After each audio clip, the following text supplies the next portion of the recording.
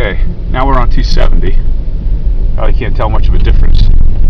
There are, it looks like, 2 lanes, if you want to call it that are open. Feels like we're off-road. Feels like we're riding through Huntingtown on their main thoroughfare in the summer.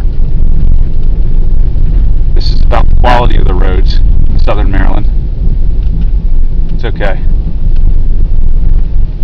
That's why everybody has pickup trucks down there.